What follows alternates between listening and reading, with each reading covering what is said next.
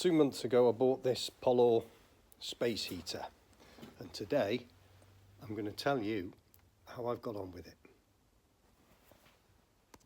Now, the safety conscious amongst you will probably be having a heart attack by now, and you'll be right. What I'm going to do next is I'm going to fire this up, and then whilst it's running, tidy up the mess.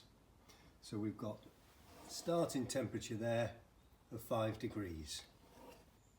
To make this a proper scientific experiment, I've gone around and I've taken the temperature in various places in centigrade, and I've written it in chalk so that we can see what the temperature is later on. That's 2.8 degrees centigrade.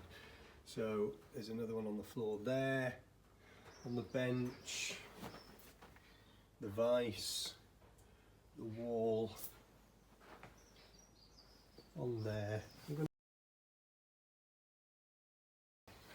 And then over this side, cross member, the wall there, this steel beam, top of that bench, side of the ramp, and then the other ring on this side. Right, so let's start her up, start the experiment.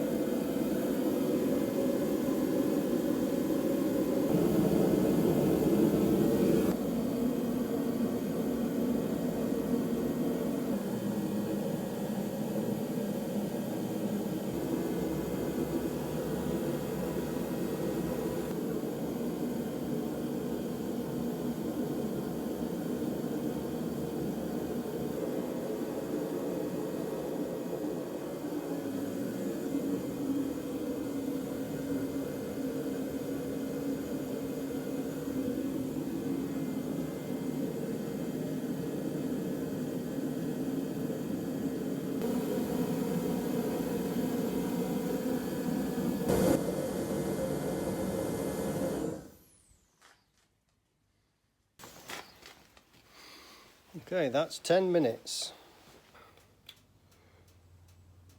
Okay, so that now is 12 degrees. I left this here.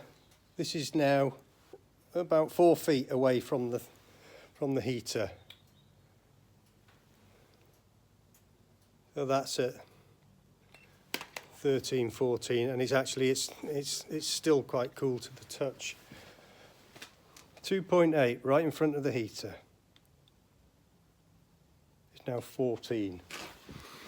The wall under the shelves, 3 degrees, is now 6.9. The end of the bench, 6.7. Coldest part of the house, the vise, 2.7 is now 5.2.